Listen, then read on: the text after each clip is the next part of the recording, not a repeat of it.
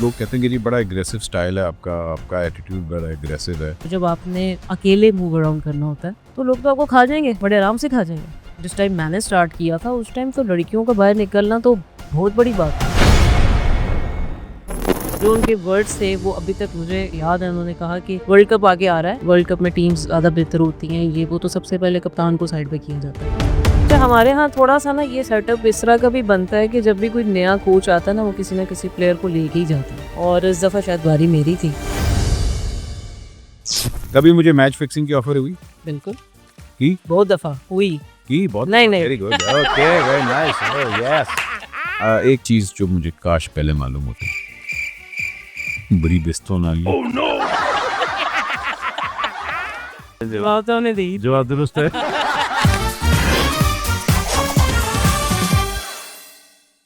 सलाम ख़वातीन आज़ाद, मेरा नाम है Amjali Bhatt and welcome to another episode of excuse me. आप पता है पाकिस्तान में विमेन क्रिकेट भी होती है, ये मुझे कल पता लगा। मजाक कर रहा हूँ। विमेन क्रिकेट होती है, लेकिन उसके साथ हम वही हाल करते हैं जो हम असेंबली में अपोजिशन का करते हैं।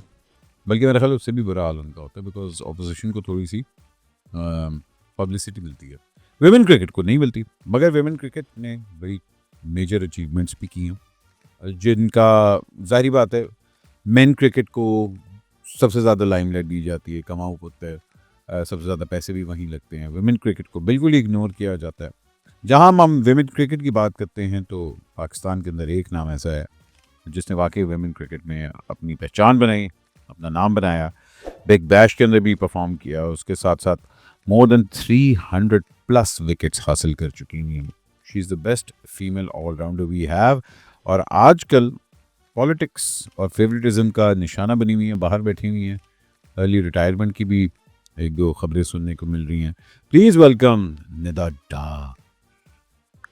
जी हाँ भाई, अस्सलाम वालेकुम। क्या हाल है डॉक्टर साहब? ठीक है, अल्हम्दुलिल्लाह। बताएं। आगे आए, शाय क्यों करी? कैमरे ज़रा माइक अपने साथ रखें, ज़रा करीब। हाँ, ये पहला दे रही हूँ ना।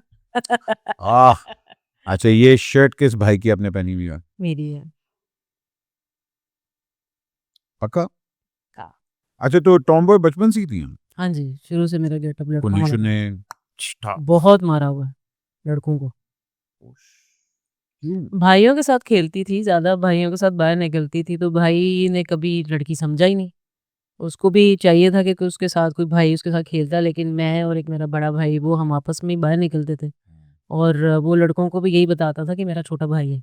और आप गुजरांवाला में वो वाकेंड में उस टाइम थे, सऊदीया से हम जब वापस आए तो उसके बाद वाकेंड में हम शिफ्ट हुए। वाकेंड में ऑलमोस्ट सबको यही पता था कि लड़का है, और फिर कराटे कराटे वगैरह भी सीखे भाई के साथ जाके, और फिर वो ज़ाहिर बात है आज़माने तो थे कहीं न कहीं। तो वो भी किया मैंने, और भाई सबको यही बताता था मेरा छोटा भाई है, क्योंकि बाहर ज़्यादा खेलते थे, लेकिन वाकेंड में कोई ऐसा माहौल का इतना इशू नहीं था, लड़कियाँ लड़के खेलते थे।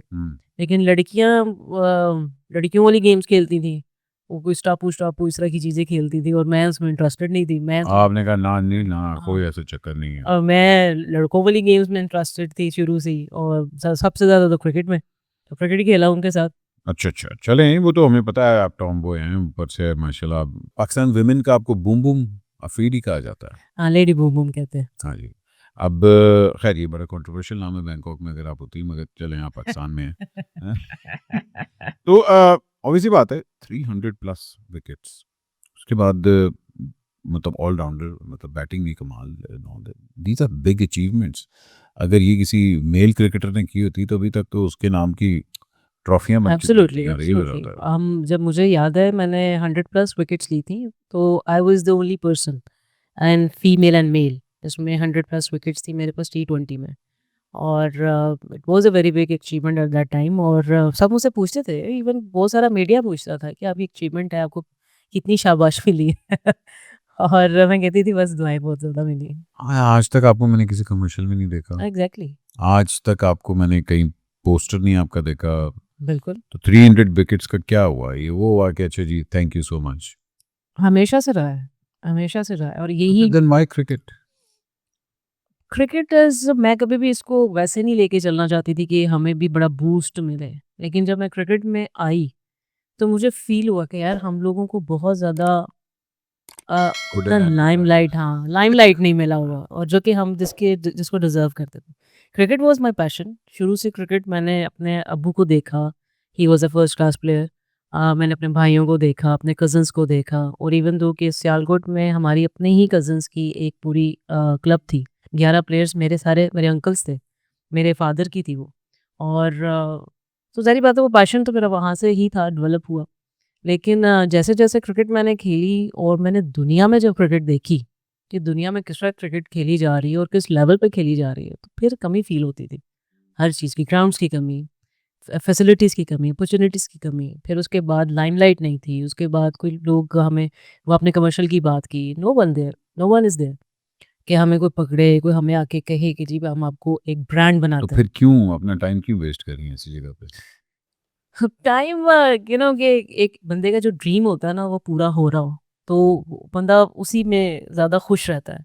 ठीक है, बाय द टाइम हमने यही सोचा था कि ये ठीक होता जाएगा और हुआ भी, काफ़ी हद तक हुआ भी, लेकिन वो लेवल पे नहीं हुआ जिस लेवल पे एक्चुअली दुनिया ने मूव कर लिया है। विमेन क्रिकेट अगर आप बात करें, ऑस्ट्रेलिया, वेस्ट इंडीज़ की भी अपनी है, इंडिया की बहुत स्ट्रॉन्ग टीम है और ये विमेन क्रिकेट के पीछे बड़ी ठीक ठाक फंडिंग है यहाँ पे। बिल्कुल। उनके प्रॉपर ट्रेनिंग सेंटर्स हैं, उनके प्रॉपर टूर्स हैं, किट्स हैं, स्पॉन्सर्स हैं। तुम्हारे पास क्या है? मेरे पास माँ एक है। माँ थी, वो भी चली गई। नहीं, हमें काफ़ी टाइम से हम ये कह रहे थे कि पीसीबीसी की जी हमें। आप पीसीबी से ना कि आजकल मरीनबाजी का दौर है, हुँ, आप उनको रिक्वेस्ट करें हुँ। कि बीइंग वो जिस तरह पंजाब और विमेन के लिए वो बहुत ज़्यादा एफर्ट करें, तो आप विमेन क्रिकेट की तरफ भी थोड़ी सी तवज्जो दें। बिल्कुल, और ये मुझे बहुत सारे लोगों ने कहा है जब वो हुई थी अनाउंस कि मरियम से आप बात करें और वो पंजाब की हैं। तो आप उस टाइम मुझे बहुत सारे लोगों ने कहा कि भई आप अपने इश्यूज़ लेके जाएँ उनके पास, वो इस टाइम वुमेन साइड की बहुत ज़्यादा काम कर रही है। तो मैंने आई ट्राइड कि मैं उनसे मुलाकात करूँ, पर क्रिकेट की इस तरह की मसरूफ़ियत थी कि कभी टाइम मिलता था, कभी हम यहाँ पे होते थे, कभी नहीं होते थे, लेकिन वो भी काफ़ी बिज़ी थी। ਤੇ एनीवेज़ ਹੁਣ ਤੇ ਤੁਹਾਨੂੰ ਖੁੱਡੇ ਲੈਣ ਲਾ ਤਾ। एनीवेज़ अभी तो है टाइम, इंशाल्लाह उनसे मुलाकात करूँगी और ज़रूर ये बातचीत करूँगी क्योंकि उन्होंने स्पोर्ट्स में भी काम किया है। उन्होंने कहा है कि मैं लड़कियों के लिए कोई ना कोई चीज़ देखिए ऐसी। उनकी पूरी कैंपेन थी, उन्होंने बल्ला लेके छक्के मारे। हाँ। तो मैं कहा शायद वुमेन क्रिकेट को प्रमोट करने लगी नहीं, हैं। मुझे याद है कि 2010 या 12 की बात है कि हमें एक ग्राउंड अनाउंस हुआ था मॉडल टाउन में, अच्छा। जो कि बिल्कुल हमज़ा शहबाज़ शरीफ के घर के बिल्कुल पास था। और वो हमें अनाउंस हुआ था वुमेन्स क्रिकेट के ग्राउंड के मतलब नाम से, और वो हमने वहाँ पे काफ़ी सारे मैचेस खेले। लेकिन आई डोंट नो कि क्या हुआ उसके साथ कि हमें वो भी ग्राउंड हमारे से चला गया और पता नहीं क्या उसमें था इशू, लेकिन वो हमारे पास काफ़ी टाइम तक था जहाँ पे हमारी एकेडमी एक तरह की लगना शुरू हो गई हुई थी, मैचेस होने शुरू हो गए थे। थोड़ा छोटा था लेकिन कवर्ड था और मतलब हाँ, प्राइवेसी थी हाँ, आपकी। प्राइवेसी थी पूरी। और अच्छा था कि वो हमारे पास एक वुमेन अकेडमी होती या वुमेन ग्राउंड होता स्पेसिफिकली लड़कियों के लिए, और बड़ा एक्सेसिबल था, मॉडल टाउन में था और हर बंदा वहाँ पे आ जाता था आराम से। तो ये 2 साल रहा है शायद हमारे पास, उसके बाद नहीं हो रहा। मतलब इतना, अगर आप माइंड ना करें, इतनी एग्रेसिव, लोग कहते हैं कि जी बड़ा एग्रेसिव स्टाइल है आपका, आपका एटीट्यूड बड़ा एग्रेसिव है। अ, क्यों? आपको लगता है कि in order for you to stay in this limelight, aggression होना ज़रूरी है? नहीं, अहमद भाई, एग्रेशन तो एक टीम में रहना और मैचेस में रखना तो एक इम्पोर्टेंट रोल है एग्रेशन का, पर जो स्टाइल है मेरा, वो मैंने अपनी सोसाइटी से सीखा है। वो अपने लोगों से सीखा है क्योंकि जब आपने बाहर निकलना होता है और जब आपने अकेले मूव अराउंड करना होता है, तो लोग तो आपको खा जाएँगे, बड़े आराम से खा जाएँगे। और जिसने सारे बैरियर्स तोड़ के निकलना हो अपने घर से और अपनी स्टडीज़ भी करनी हो, क्रिकेट को उस चैलेंज को लेकर चलना हो जिसका कोई स्कोप नहीं था उस जिस टाइम मैंने स्टार्ट किया, तो आपको अग्रेसिव रखना पड़ता है, अपनी पर्सनालिटी रखनी पड़ती है कि आपसे कोई बात करे तो उसको पता हो कि इसकी पर्सनालिटी कैसे है। और कोई आजकल के दौर में या जिस टाइम मैंने स्टार्ट किया था उस टाइम तो लड़कियों का बाहर निकलना तो बहुत बड़ी बात थी। और अगर मैं उस टाइम अगर अपना ये रूप ना ढाती और इतना अग्रेसिव ना रहती तो आई थिंक मुझे भी दुनिया खा जाती अब तक। कभी लोग पीछे लगे होंगे और उसी बात लड़की जानती भी है अगर हाँ, बहुत सारी बात है, बहुत सारी बात है क्योंकि क्रिकेट खेलती थी और लड़कियों को तो कोई एक्सेप्ट ही नहीं करता था ना। और अगर मैं लड़कों के साथ खेलती थी तो तब भी बहुत सारी बातें होती थी ऐसी कि लड़की खेल रही है या लड़की क्या खेलेगी, ये तो बाहर निकल के खेल रही है। तो इस तरह की बहुत सारी चीज़ें थी और किस्से भी बहुत सारे सुनती थी मैं, बहुत सारी चीज़ों हाँ ज़्यादा जब आप करते हैं आजकल की तो जो हमारी जनरेशन है वो तो बेचारी ड्रामा जनरेशन है अपने आप कहती है हाय मेरी मैं मगर आपने ये सब चीज़ें फेस करके वुमेन क्रिकेट में गई और अपने आप को प्रूव करवाया हुँ। मेंटली क्या होता है बंदे को मेंटली कोई यहाँ हमारे पास स्ट्रक्चर है कि अच्छा यार इस बंदे की मेंटल हेल्थ देखो इस बंदे का ये देखो क्योंकि जब आप इतनी नेगेटिविटी से गुजरते हैं you are bound to carry that with whom. You ये नहीं होता कि अच्छा नहीं मैं बड़ा अच्छा मैं कर ला तो मेंटली किस तरह आपने आपको प्रिपेयर किया या मेंटली कौन से चैलेंजेस फेस किए हमारे यहाँ not at all a single word for a girl for a female कि आपको एक कंफर्ट जोन में लेकर आए, कभी भी नहीं हुआ। ना ही कोई ऐसे मेंटल हेल्थ इश्यूज पे बात हुई, नेवर एवर। ये एक औरत ही है या एक फीमेल ही है जो अपने आप को कवर भी करती है, अपने आप को उस चैलेंजेस से गुजारती भी है। और आई थिंक ये जो पावर है ना, ये अल्लाह ताला की तरफ से ही है और ये इनबिल्ट होती है उन लोगों में जिन्होंने कुछ करके दिखाना होता है। और आई थिंक वो इस पावर को ये पावर जो इतनी थी तभी मैं आज इस मुकाम पे पहुंची हूँ कि मैंने अकेले गुजरांवाला से निकलना और बाइक पे निकलना और अपने यूनिवर्सिटी भी जाना और वहाँ पे अपनी स्टडीज़ भी करनी और उसके बाद अपनी प्रैक्टिस भी करनी। अगर ये मेरे अंदर ना होता और ये मेंटल बैरियर्स अगर मेरे अंदर रहते तो मैं कभी भी इस मुकाम पे ना पहुंचती। लेकिन अगर बात करें कि किस-किस चैलेंजेस को लेके चलना पड़ता है और क्या-क्या बैक ऑफ द माइंड आपके चलता है, very very hard for the girls, very very hard कि आपने अपने घर वालों के लिए भी काम करना है, आपने अपने घर वालों की रिस्पॉन्सिबिलिटीज़ को भी लेना है, आपने अगर शादी करनी है तो डेफिनेटली आपको शादी भी करनी है, बहुत सारे प्रेशर्स हैं। और अगर आपने क्रिकेट खेलना है तो उसके साथ-साथ आपने पूरी फैमिली, पूरी सोसाइटी, पूरे कज़न्स, अंकल्स, चाचूज़ ये वो सबको देखना है एंड देन और सबकी रिस्पेक्ट भी रखनी है।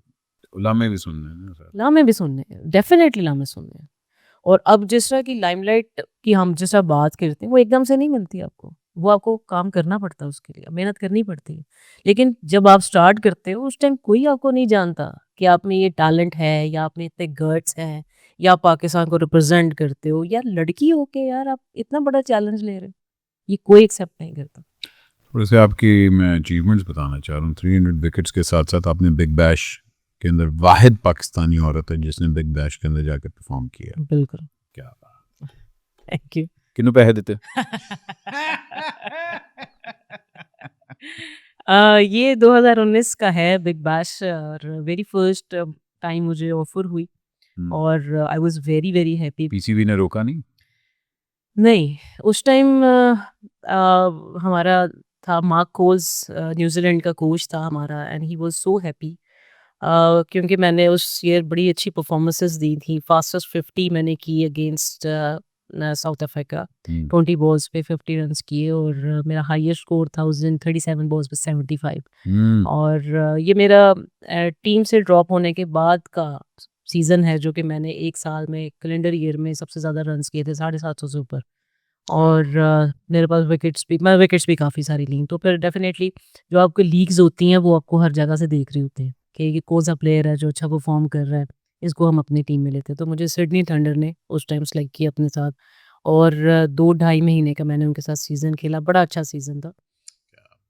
और डॉलर में पैसे मिलाएं डॉलर में मिला मिले डॉलर भी क्या मिले बात है और उसी के बाद बहुत सारी चीज़ें मैंने बनाना स्टार्ट की। आप इमेजिन करें कि जो लड़की 2010 से पाकिस्तान टीम में खेल रही थी, वो उसने जाके 2019 में जाके कहीं अपना घर लिया और उसके बाद चीज़ें बनाना स्टार्ट की आहिस्ता-आहिस्ता, आहिस्ता-आहिस्ता। तो मतलब बहुत सारी चीज़ें मैं मतलब यू नेम इट मैं किसी भी बारे में बात कर सकती हूँ और जितनी मेरी स्ट्रगल रही है, ये अभी तक लड़कियों की चल रही है। It's very, very hard, very, very hard as a Pakistani मैं हमेशा से पाकिस्तान को सपोर्ट करती हूँ और पाकिस्तानी टीम के साथ हूँ।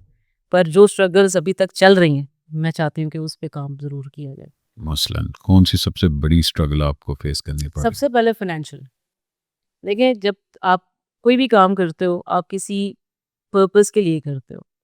फाइनेंसेस आपके साथ हों तो आप उसको और अच्छे तरीके से करते हो। सबसे बड़ी प्रॉब्लम हमारी अभी तक फाइनेंस एक विमेन क्रिकेट प्लेयर को कितने पैसे मिलते हैं पर मैच? है। बहुत कम है, बहुत कम है।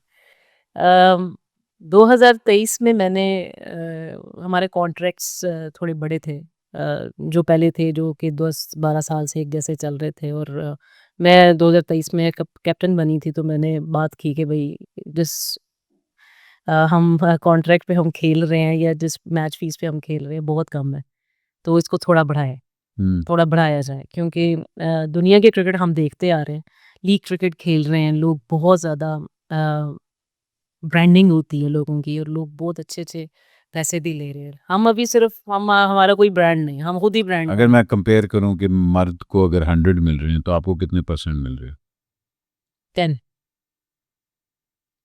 आई थिंक इससे भी कम। पर मैच? Ouch. तो फिर क्यों अपना टाइम ज़ाया करती हैं? नहीं, मैं ऑनेस्टली आपको बताऊं, देखिए एक टाइम आता है जब आप एक स्पोर्ट्स के लिए करते हैं, लेकिन अगर वो स्पोर्ट्स आपको इज्जत नहीं दे रही और आपको आपका ड्यू टाइम का नहीं दे रही, तो फिर क्यों इसमें टाइम ज़ाया करेंगे? अहमद भाई बस हम अच्छे से अच्छी ख्वाहिश ही करते रहे, उम्मीद ही करते रहे कि चलो अब बेहतर हो जाएगा, अब अच्छा हो जाएगा। और लिटरली सिर्फ बात पैसों की नहीं है, बात पैशन की भी है। लेकिन अगर पैशन के साथ अगर आपको आपकी ग्रूमिंग भी अच्छी हो रही हो, आपको फैसिलिटेट अच्छा किया जा रहा हो, तो आप खुद ब खुद परफॉर्मेंस देने लग जाते हो ऑटोमेटिकली। अगर मैं आपको ऑफर करूं कि एक मैच में आप इतनी फीस है आपकी, आपने 50 रन्स करने हैं, 100 रन्स करना है, तो मैं तो ट्राई करूंगी उसके लिए। मैं तो जाऊंगी वो करने के लिए, ताकि मेरे मेरे पास रिवॉर्ड उसका अच्छा है। हाँ, जब आपके पास रिवॉर्ड्स अच्छे होते हैं तो आप ऑटोमेटिकली अपने आप को बेहतर परफॉर्मेंस की तरफ लेके जाते हो। बस मेरी भी यही एक डिमांड थी कि देखें, अगर किसी प्लेयर ने 5 विकेट्स ली हैं और अगर उसके बाद उसको कोई रिवॉर्ड नहीं मिल रहा सवाए शाबाशी या प्लेयर ऑफ द मैच की एक ट्रॉफी के, और रिवॉर्ड इसके अलावा कुछ भी नहीं है, तो वो फॉर द नेक्स्ट टाइम कितना उस चीज़ के लिए ट्राई करेगा। नहीं करेगा वो। अगर एक प्लेयर ने 100 रन्स किए हैं, सेंचुरी मारी है, और उसके बाद आपने एक सिर्फ ट्रॉफी दे के उसको शाबाश दे दी है, तो वो नेक्स्ट टाइम कितने हंड्रेड्स करेगा? नहीं करेगा। अगर करेगा भी तो कितनी दफ़ा कर लेगा? सारी बातें फिर प्लेयर कहता है, अच्छा यार मैं आया हूँ इस टाइम पे लगाने के लिए, मैं भी ज़रा 2-3 अपने पे लगाता हूँ और मैं कमा के साइड पे हो जाता हूँ। वैसे भी क्रिकेटर्स के ऊपर मैच फिक्सिंग के एलिगेशंस बहुत हैं, बड़े लोगों ने अपने करियर बनाए हैं। बिल्कुल, ये तो है, लेकिन हमारी लड़कियाँ बेचारी जितनी फैसिलिटीज़ मिलती रही हैं, उसी पे खुश रही हैं, और हम लोग भी उन्हीं में से थे, उन्हीं में से हैं बल्कि।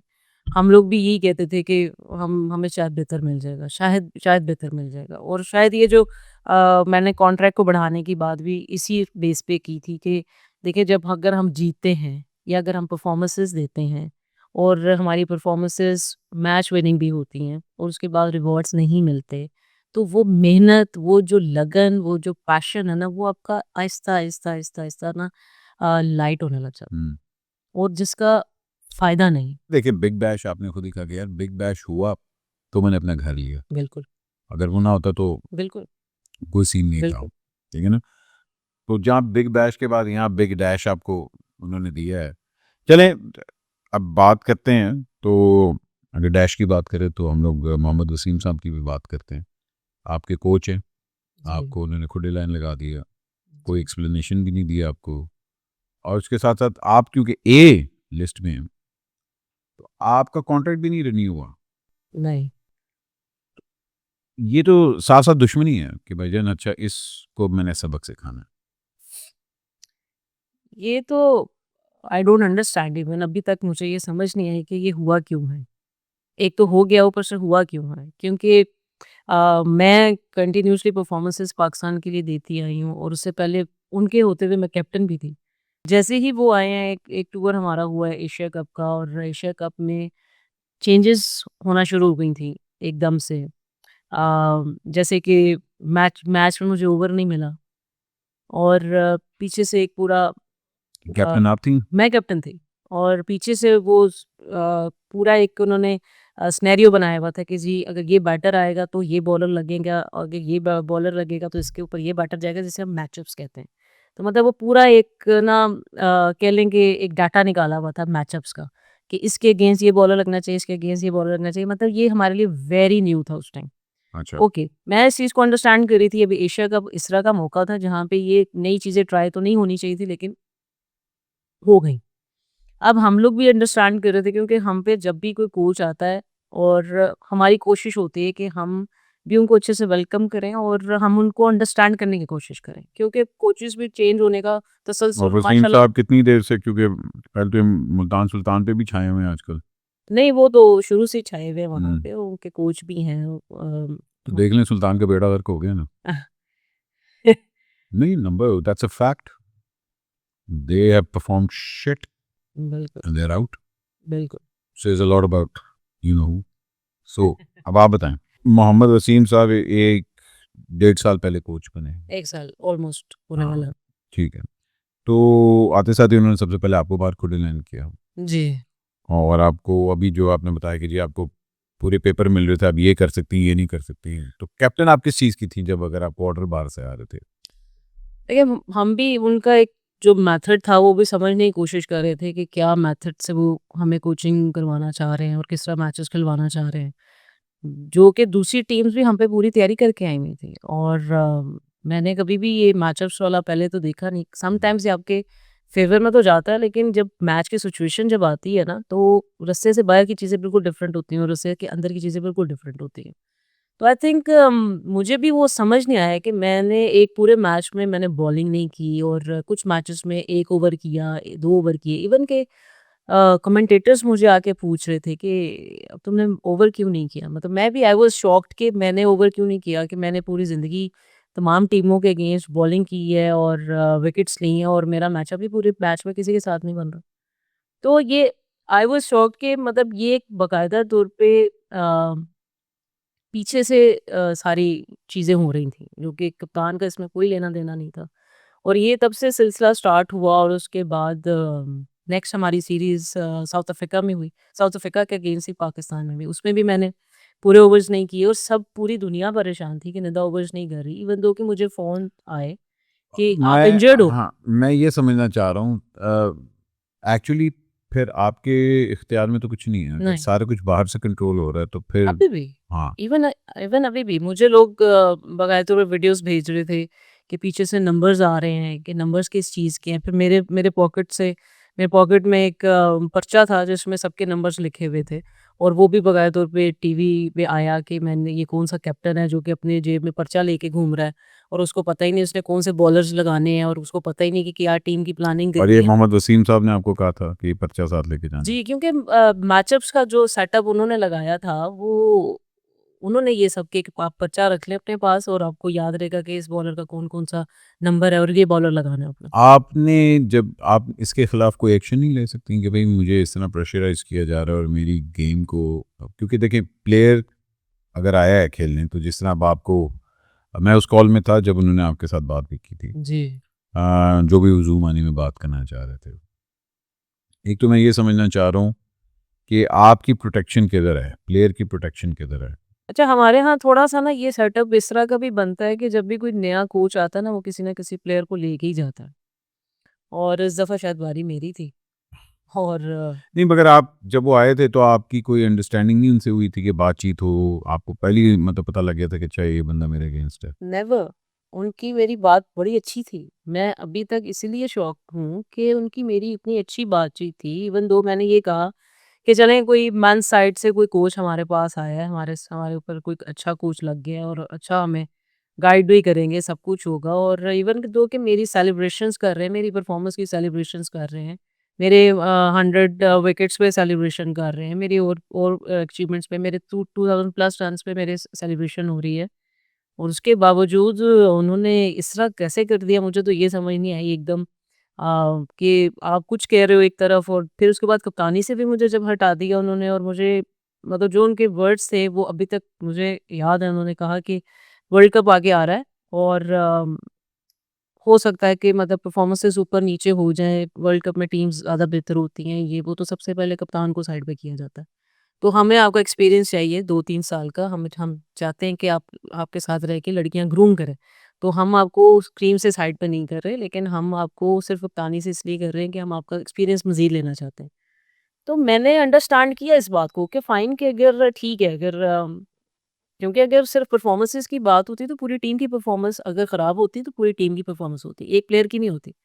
और अगर एक प्लेयर की हो तो फिर मेरी परफॉर्मेंसेस में मैं टॉप 2 पे ना आ रही हूँ, जो कि मेरी लास्ट 2 इयर्स की परफॉर्मेंसेस हैं, बॉलिंग में भी, बैटिंग में भी, तो वो तो ऑन रिकॉर्ड है ना। तो परफॉर्मेंस की अगर बात होती है और उस तरह मुझे कप्तानी से हटा दिया जाता, ये कह के जी आपकी परफॉर्मेंस नहीं है, तो फिर तो एक अलग बात थी, उसको मैं अंडरस्टैंड करती थी।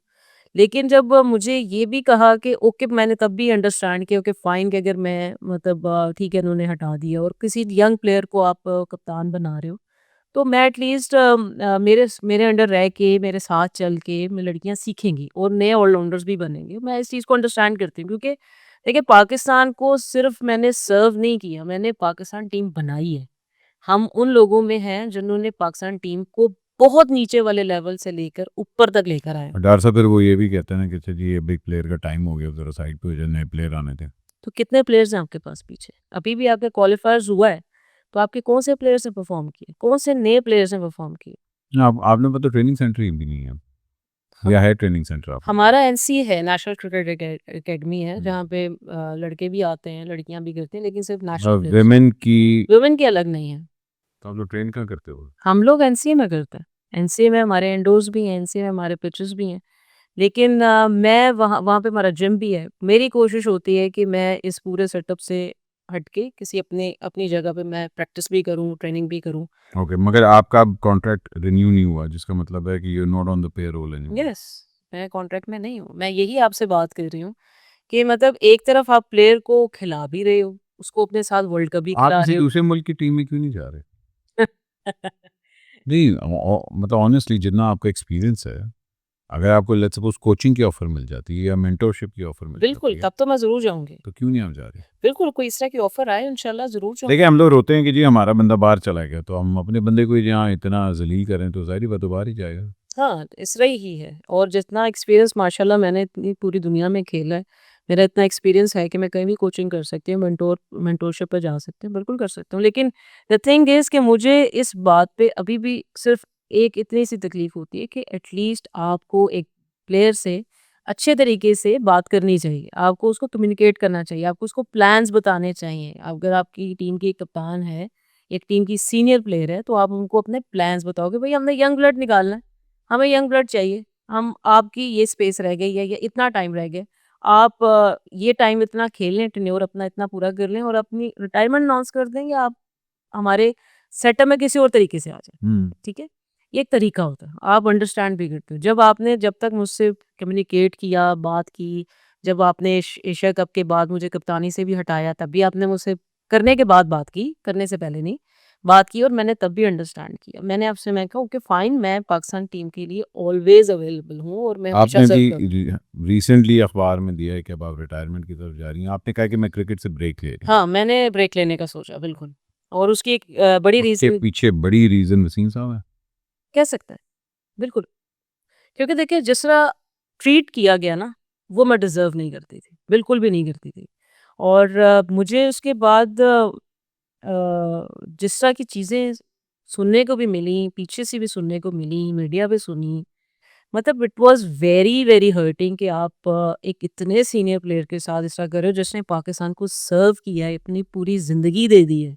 ठीक है, हर प्लेयर का एक टाइम होता है, हर प्लेयर की एक पीक टाइम भी होता है और लो टाइम भी होता है। लेकिन अगर आप प्लेयर के साथ सिर्फ़ ये कह के आप उसको कहा ही तो कुछ नहीं किया कि आप यही सिर्फ़ ख़त्म कर दोगे, जी ख़त्म है। मैं एक चीज़ समझना चाह रहा हूँ, आप लोगों को कोई फॉरेन कोचेज़ भी नहीं दिए उन्होंने? हमारा सिर्फ़ एक टेन्योर में फ़ॉरेन कोच आया था 2017 से लेके 2019 में, मार्कोस न्यूज़ीलैंड से और अच्छा। उसी टेन्योर में हमारा एक और कोच आए थे ऑस्ट्रेलिया के बैटिंग कोच थे, वो थोड़ी देर के लिए आए थे हमारे पास। और उस टेन्योर में आप लोगों की परफ़ॉर्मेंस कैसी थी? बहुत अच्छी, बहुत अच्छी। हमने 2017 से लेके 2019 में जो हमने performances the as a team, not players, not individuals, as a team जो हमने परफॉर्मेंसेस दी वो हमने मेरा ख़्याल है जब से हमारी टीम बनी तब से लेकर अब तक वैसी परफॉर्मेंसेस नहीं दी। हुँ। ठीक है? हाँ, उसके बाद हमने जो परफॉर्मेंसेस दी जब मैं कैप्टन बनी, और मतलब मैं ये नहीं कहती कि मैं कप्तान बनी तो हमने परफॉर्मेंसेस दी, मैं ये कहती हूँ उस टाइम हमारा ग्रुप जल था, हमारा जो टीम की यूनिटी थी इट वाज वेरी गुड, और जो अंडरस्टैंडिंग मेरी लड़कियों के साथ थी बहुत अच्छी थी, और मैं क्या चाहती थी उन लड़कियों से कि पाकिस्तान को जितवाना है, सबसे बड़ी बात। आपको लगता है कि पाकिस्तान के हेड कोच जो है वो औरत को ही होना चाहिए? Why not, it's a good option, होना चाहिए, बिल्कुल होना चाहिए। और अच्छा कोच का मतलब सिर्फ ये नहीं है कि हमें कोच चाहिए, कोच आप कोच के साथ आपकी ना जो फ्रैंकनेस है या आपकी जो बातचीत आपकी अंडरस्टैंडिंग है वो इतनी होनी चाहिए कि प्लेयर को उसका विजन नजर आए और कोच को भी प्लेयर का विजन नजर आए। एक फीमेल वुमेन क्रिकेटर की जो करियर स्पैन है वो कितना होता है ना? It depends on your fitness, depends on your performances. मैंने 2010 पे मैंने डेब्यू किया और 2024 को मैंने लास्ट मैच खेला, और अल्हम्दुलिल्लाह इतने सालों में मैंने जितने भी मैचेस खेले मैंने विदाउट एनी इंजरी के खेले। तो परफॉर्मेंसेस बेस तो रहा है शुरू से, लेकिन आपकी फिटनेस भी बड़ी इम्पोर्टेंट है इसमें। वो आपका अगर तो देखें, यंग बच्चा स्टार्ट कर रहा है, कुछ 17-18 साल से स्टार्ट कर रहा है, तो वो 30-32-35 साल तक बड़े आराम से जा सकता है। देखिए, मैं ये चीज़ अंडरस्टैंड करता हूँ कि मेन क्रिकेट मतलब सबसे बड़ी प्रायोरिटी है पाकिस्तान में, इवन पॉलिटिक्स से भी ऊपर आती है। इसलिए जो कोई होना ने कने मैच छेती करा दे, लोगों का ध्यान होते हुए समझ आती है कि पैसा वहाँ है, सब कुछ यहाँ है एंड ऑल दैट। मगर मेरा ख्याल है कि वुमेन क्रिकेट के अंदर बहुत बड़ी पोटेंशियल है, क्योंकि पूरी दुनिया के अंदर वुमेन क्रिकेट टीम्स हैं बिल्कुल। और एक बहुत बड़ी लीग है जो उसके साथ चल रही है। बिल्कुल। यहाँ हमारी मेरा ख्याल है हम बनने नहीं दे रहे जान के, या अगर बनती है तो हम लोग उसको प्रमोट नहीं उस तरह कर रहे। लेकिन जो अचीवमेंट्स है वो हाईलाइट एटलीस्ट होनी चाहिए। बिल्कुल। प्लेयर अगर कोई परफॉर्म कर रहा है उसको उसका ड्यू मिलना चाहिए। जिस तरह आप लोगों ने कहा कि जी ख़वातीन आती हैं और मर्दों से 2 गुना या 3 गुना ज़्यादा हार्डशिप फेस करके आती है, क्योंकि मर्दों को आवाज़ें नहीं लगती बिल्कुल। कि जी मैं क्रिकेटर बनने जा रहा हूँ। औरत को आवाज़ भी लगती है घर से जब वो बात कदम लगती है। तो ये मैं चीज़ अंडरस्टैंड करता हूँ। लेकिन इसके बावजूद एक ऐसी स्पोर्ट का हिस्सा बनना जहाँ आपने इतना कुछ देने के बाद आपको बिल्कुल ही खुले रहने लगा दिया गया, क्या चीज़ होनी चाहिए आईसीसी और स्पेशली अभी आपके आईसीसी वुमेन क्वालिफायर भी आने वाले हैं? नहीं, हो गया है। अच्छा, हो गए हो? हो तो गया। क्या उसका क्राइटेरिया है? उसका क्राइटेरिया यही था कि मुझे बुलाया गया था उसमें, उसके कैंप में बुलाया गया था, और हमारी भी नई चेयरपर्सन आई है मैडम राफिया, उन्होंने मुझे बुलाया बाकायदा तौर पे, उन्होंने मुझे कहा कि तुमने क्वालिफायर राउंड खेलना है, और उनके आने के बाद बहुत सारी चीज़ें चेंज हुई जो कि मुझे बहुत बहुत अच्छी चीज़ ये कि एक फ़ीमेल एक तो चेयरपर्सन आई और ऊपर से अथॉरिटी वाली, और उसके बाद जिस तरह की पावर्स उनके पास हैं, जिस तरह उनको मिली पहली दफ़ा हमारे इस तरह हुआ है कि उनको इतनी अच्छी मतलब उनकी पहले भी अचीवमेंट्स थी, और सेकंडली वो हमारे सिनेरियो से नहीं है, हमारे सर्कल से नहीं है, वो आउटसाइड है। वो आउटसाइडर है।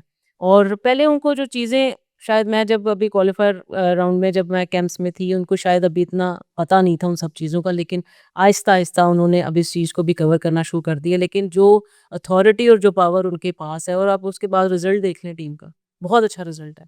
रिज़ल्ट बहुत मगर उनके नीचे ही आ रहे हैं वसीम साहब, तो उनके नीचे हाँ, आ रहे उनके हैं। नीचे आ रहे हैं। कुछ चीज़ें हैं जो उनको अभी भी अंडरस्टैंड वो कर लेंगी आहिस्ता-आहिस्ता, लेकिन जो मुझे एक गट फीलिंग भी आप कह लें, और एक जो कॉन्फिडेंस उस उनके अंदर नज़र आता है कि उनके पास पावर है और वो चीज़ों को बेहतर करने की पावर रखती हैं। तो आई गेस ये चीज़ मुझे तो बड़ी अच्छी लगी है कि उनके पास इस तरह की भी है, और टीम की परफॉर्मेंसेस ज़ाहिर बात है, आप अभी वो नई-नई आई हैं, अभी तो टीम की परफॉर्मेंस अच्छी है। हमने क्वालीफायर्स के 5 मैचेस जीते हैं, उसमें हम कर गए क्वालिफाई? हाँ, क्वालीफाई कर गए हैं, एक और मुबारक। उसमें कैंप में मैं गई थी, लेकिन सिलेक्शन नहीं मेरी हुई। नहीं हुई? हाँ, नहीं हुई मेरी सिलेक्शन, और हाय, हाय। हम हम हर हर टूर पे जाने से पहले हम कुछ मैचेस खेलते हैं, और वो सिलेक्शन मैचेस होते हैं। चाहे आपकी पास्ट में कोई भी परफॉर्मेंसेस हैं, आपने दोबारा से कैंप से जाना है, आपने मैचेस खेलने हैं, उसमें परफॉर्मेंसेस आपकी देखेंगे, फिर आपको दोबारा टीम में सेलेक्ट करते हैं। तो तो आपने नहीं अच्छा परफॉर्म किया होगा ना? हाँ, मैंने तो कभी भी किया ही नहीं, भाई, और इससे पहले भी एक मान कैंप जाए था। हाँ, मान जाए। इससे पहले भी एक पहले कैंप देखिए, आपको पता है अभी आपने खुद ही कहा कि फेवरेटिज्म तो है, फेवरेटिज्म तो यहाँ भी है। ठीक है, मेरी सईद अजमल साहब से ही बात हुई थी, उन्होंने कहा हाँ है फेवरेटिज्म, क्यों नहीं है? तो आपके यहाँ भी तो है फेवरेटिज्म। हाँ, कह सकते हैं बिल्कुल। हाँ कह सकते हैं 19 ਅੱਜ ਦੌਰ ਤੁਹਾਡਾ ਹੈ ਕੱਲ ਨੂੰ ਕਿਸੇ ਹੋਰ ਦਾ हाँ बिल्कुल ਇਹ ਤਾਂ ये ਚੱਲਦਾ तो ਹੈ। है और इसी चीज के लिए मैं बात कर रही हूँ कि देखें आज अगर ये टाइम मेरे पे है और ये कोई इतना मुश्किल टाइम नहीं है कि मैं कहूँ कि जी बहुत मुश्किल हो गया, लेकिन एक इंसल्ट फील होती है आपको, एक तकलीफ फील होती है, एक हर्ट होता है इंसान जिसने अपनी पूरी जिंदगी आपको क्रिकेट को दे दी हो और उसके बाद सिर्फ उसको अगर आप जान भेजना भी है किसी तरीके से कहना भी है कि हमने यंग लड़कियां तैयार कर रहे हैं, तो आप उनसे बात तो कर सकते हैं, इतनी तो बात कर सकते हैं, टेबल टॉक कर सकते हैं, आप बता सकते हैं। लेकिन मुझे अब तक जितने लोग मिले हैं, मैंने जब ये रेस्ट लिया, मैंने कहा मैं टीम से ब्रेक लेना चाहती हूँ, मैचेस से ब्रेक लेना चाहती हूँ, मुझे हर बंदे ने बात बोली कि निदा इस टीम का जो फेस है ना वो तुम हो, इस टीम के जो बैकबोन हो ना वो तुम हो। इस कायनात आपके बाद आई है ना कायनात तो कायनात मेरे साथ ही है। साथ आई थी आपके हाँ। अच्छा कायनात is also a senior player, पर उसने मैचेस इतने नहीं खेले, उसको इतना मौका नहीं मिला मैचेस। पानी ज्यादा पिला है जस्ट किडिंग अच्छा जी कुछ नन्हे मुन्ने से हमारे सवाल हैं एक्सक्यूज मी वाले अगर आपने जवाब देना दे दे नहीं देना ना दे ठीक है, ठीक है क्या मैं कभी शादी करूंगी बिल्कुल। ये बाकी सवाल था। हाँ अच्छा, मुझे लगा आपने मजाक में पूछा है। डार साहब मतलब ये तो नहीं है कि भाई आपके लोग फैन नहीं है लोग तो गाड़ियों के आगे लेट जाते हैं हाँ। सुना है बिल्कुल, ये भी सीन एक हुआ है, मुझे याद है बहुत अच्छे से। मैं उस टाइम क्लब क्रिकेट खेल रही थी और बोर्ड से मैं बाहर निकली थी, मतलब पीसीबी से मैं गेट से बाहर निकली थी और अचानक एक लड़का, अभी मैं बिल्कुल स्लो थी, अचानक एक लड़का मेरे साइड पे ना विंडो पे नॉक करने लग गया। तो मैंने शीशा नीचे किया तो मुझे याद आया कि ये तो लड़का मेरे साथ क्लब क्रिकेट खेलता है। अच्छा हाँ, तो मैंने उसे कहा, मैं कहा क्या हुआ? तो कहता है मेरे साथ शादी कर लो, मैं मर जाऊँगा। और मैं उसकी बात को सीरियसली लेने के बजाय मुझे हँसी आ गई, अब मेरे साथ टीममेट्स भी बैठी हुई थी, मैं से लड़की हंसी तो फंसी ये तो मैं पता हँसने लग गई। वो कि प्लीज़ एक दफ़ा मेरी बात सुनो, और वो लिटरली मेरी गाड़ी के आगे आके लेट गया और लेट के मुझे कह रहा है बस मेरे ऊपर से गाड़ी चढ़ा दो, मैं तुम्हारे बगैर मर जाऊँगा। और मैंने बड़ी मुश्किल से जान छुड़ाई। वो तो अजीब-सा केस था, क्या मतलब गुड लुकिंग था बिल्कुल भी नहीं। बिल्कुल भी नहीं, अमीर था बिल्कुल भी नहीं। फिर तो रहने दे ले बस एक फ़ैन था और आई डोंट नो वो इतना जज़्बाती क्यों था, लेकिन मैंने उसके बाद वो मेरे क्लब क्रिकेट में खेलता था, मेरे साथ खेलता था, तो मैंने उनको कोचेस को आपने लिफ्ट नहीं कराई मैंने कहा भई ये तो तंग करता है इस तरह, तो उन्होंने फिर उसको फ़ारग वहीं से भी करवा दिया। एक चीज जो निदा डार कभी नहीं करेगी दगाबाज़ी, मैच में या कहीं भी, किसी भी सिस्टम में। कभी मुझे मैच फिक्सिंग की ऑफर हुई बिल्कुल, की बहुत दफ़ा हुई। की बहुत नहीं, नहीं। Very good okay very nice oh yes नहीं तो क्यों तो मतलब डायरेक्ट फोन आया कि भाईजान ओके हाँ, डायरेक्ट फ़ोन भी आए मुझे और मुझे ऑफ़र भी आई इंस्टाग्राम वगैरह पे काफ़ी दफ़ा, और मैंने रिपोर्ट भी की, आईसीसी को भी रिपोर्ट की। स्पेशली मुझे बिग बैश पे बहुत ऑफ़र आई अच्छा और मैंने ऑस्ट्रेलियन क्रिकेट बोर्ड को मैंने उसी टाइम रिपोर्ट कर दिया और they were very happy, not expected कि कोई पाकिस्तानी कर सकता है ऐसे, लेकिन they were very happy at that time. ਸਾਡੇ ਤੇ ਇਹ ਹੁੰਦਾ ਨਾ ਉਹ ਰਹਿੰਦੇ ਅਸੀਂ ਲਾਤਾ वाह वाह अच्छा जी एक कॉम्प्रोमाइज जो मुझे नहीं करना चाहिए था लाइफ अपनी।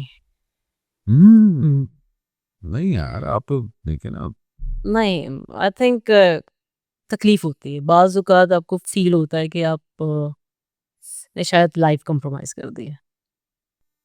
नहीं यार देखिए there is only one that are one and only, one and only, लेकिन वन एंड ओनली अगर ये बात करें तो देखें कि कितना हमारा सिस्टम उस तरह का है कि मैं कह रही हूँ कि लाइफ़ कॉम्प्रोमाइज़ हुई। Very sad. आपको लगता है पाकिस्तान आपकी कदर की है अ, समटाइम्स, लेकिन जो एक प्लेयर की कदर मैंने दूसरे कंट्रीज़ में देखी है ना, वैसे नहीं, बिल्कुल भी नहीं। सैड बट ट्रू अच्छा मेरी आजकल सबसे बड़ी इनसिक्योरिटी क्या है भाई आजकल सबसे बड़ी इनसिक्योरिटी तो प्रोग्राम जो मैं कर रही हूँ उसमें बहुत सारे रिश्ते आने लगे हैं। मुझे समझ नहीं आ रही कि अब मैंने किसको हाँ करना और किसको ना करना। अच्छा सा Dubai base, Abu Dhabi base. Literally Dubai base. भाईजान दुबई, दुबई, हबीबी, कम टू दुबई। वहाँ जाए, विमेन क्रिकेट बनाए वहाँ, हबीबी, बुरकास में खेलेंगे, यस। नहीं नहीं, वहां पे कोई बुरकास नहीं है, ऐसा कुछ भी नहीं है, और हाँ, वहाँ सब की करनी टीम भी है। बहुत अच्छी है। तो बात ठीक है। भाई मौलवी साहब बुलाएं। 3 दफा बस कहना है, खत्म बात, ओके। अच्छा जी, एक चीज जो मुझे काश पहले मालूम होती हम्म। कि मेरी बड़ी बेइज्जती होने वाली है।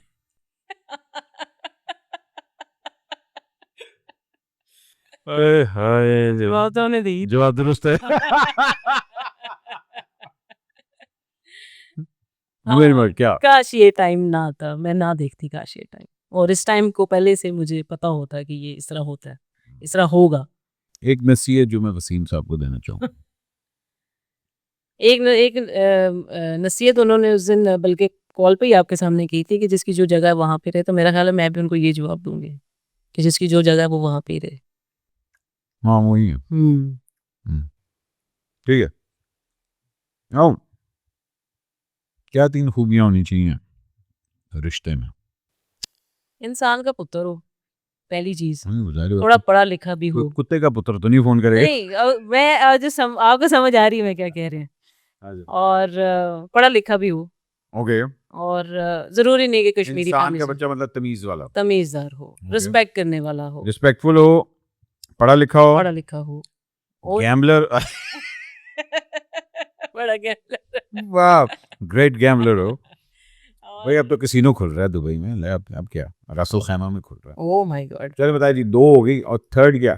थर्ड ये कि वुमेन राइट्स को समझता हो। ओके। लंबा, गिट्ठा, क्या मतलब, अमीर, गरीब? अमीर गरीब वो लंबा गिट्ठा क्या, वो क्या होता है? जब एक इंसान का बच्चा होता है वो फिर किसी भी सूरत में आपको पसंद आ जाता है। अच्छा, ठीक है, वेरी गुड। क्रिकेट, मेरा favourite cricketer crush. Shahid Afridi, बचपन से। हम्म। आपको पता है कि हम एनसीए में थे, और उस टाइम वो नए नए टीम से भी वो ना फारिग होके दोबारा टीम में आए थे, मतलब दोबारा सेलेक्ट हुए थे टीम में। Okay. और हम एनसीए में, मैंने उनको देखा और उन्होंने हमें नहीं देखा। एज यूजुअल हम लड़कियां वैसे भी क्रिकेटर्स ही थी, प्रैक्टिस के लिए गई नहीं थी, उन्होंने हमें इतना कोई घास फूस तो नहीं डाली, लेकिन मैं देखते ऐसे हो गई।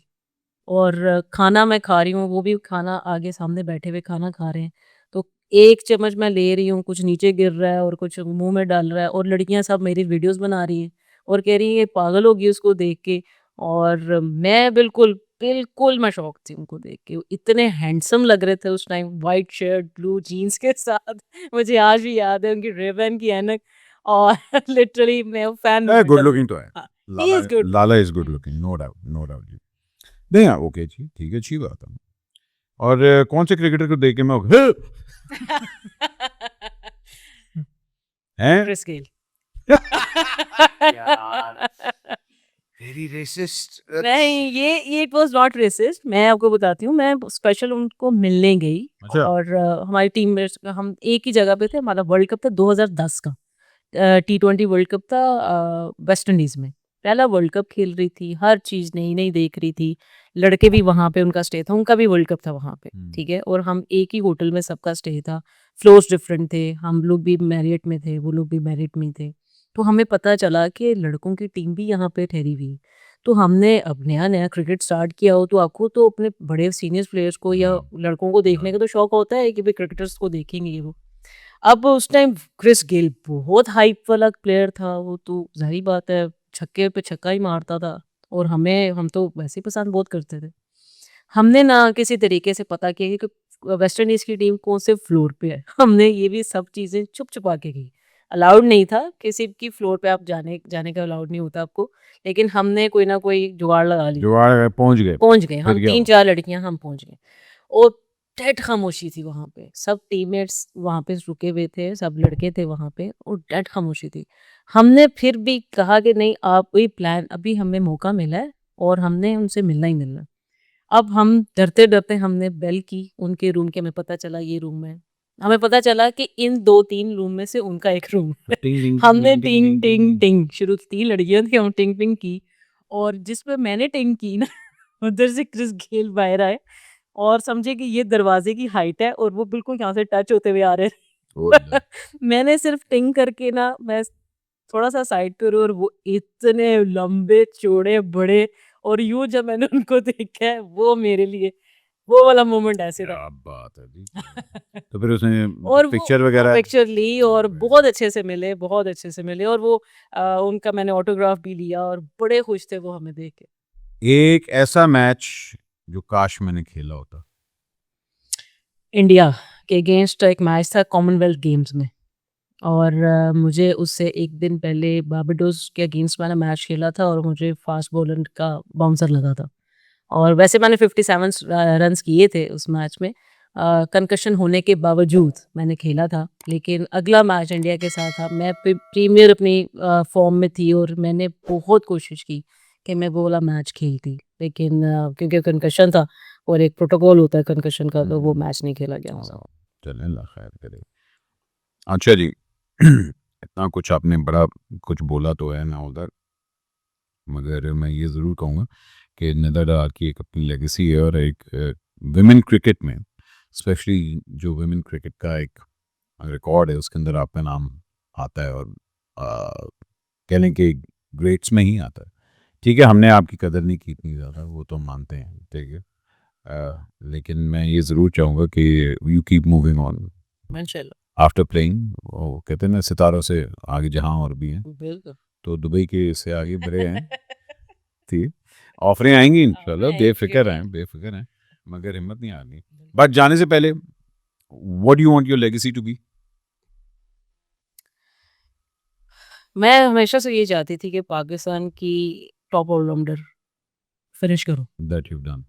ठीक है, जो मैंने कर लिया। लेकिन टॉप ऑलराउंडर्स जिसमें नंबर 1, नंबर 2 पे होती और अपनी जितने मेरा एक्सपीरियंस है वो मैं यंगस्टर्स उसमें डेवलप करती। जो कि स्पेशल, जब मैं कैप्टन भी थी तो मेरा एक ही एम था कि मैंने इस पाकिस्तान टीम को 2 टीम्स निकाल के देनी है। एक T20 की पूरी टीम, एक वनडे की पूरी टीम, जिसमें कम से उन्होंने तो नहीं निकालते।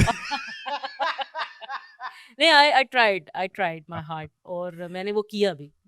लेकिन जो मैं चाहती थी कि पाकिस्तान को ज़्यादा से ज़्यादा ऑलराउंडर्स मिले। अ, मैं नहीं बना सकी कोशिश अनफॉर्चुनेटली, की आपने, लेकिन that's it, मेरी कोशिश ख्वाहिश यही थी कि मैं अपनी तरह कि बल्कि मेरे से बेहतर ऑलराउंडर्स पाकिस्तान को निकालें। नहीं। देखिए, आइंदा कभी भी आप कहीं जाएं और अगर आपको कोई 5 लाख का चेक दे और वो कैश ना हो ना, तो समझ जाएं, ठीक है ना। कहाँ से बातें निकाल या सर, देखिए डार साहब, वो मुझे अजमल साहब ने बताया, उन्होंने कहा यार मुझे तो यूसुफ रजा गिलानी ने चेक देता बाउंस हो गया।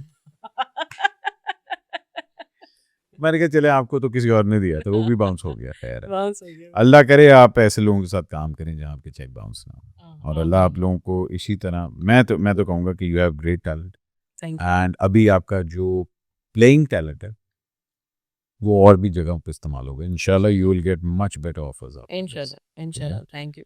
सो ब्याह कर लें दुबई वाले के साथ एंड निकल जाए। इंशाल्लाह। ठीक है। थैंक यू सो मच जी। आप लोग हमें ट्यून इन करते हैं, leave your comments and Pakistan का ख्याल रखें, एक ही मुल्क है हमारे पास, अल्लाह हमेशा इसको अपने ज़ुबान में रखे। थैंक यू सो मच डार साहब, आप आई और इंशाल्लाह 2-3 साल बाद फिर से बैठेंगे इंशाल्लाह। दुबई में। हाँ। पाकिस्तान जिंदाबाद।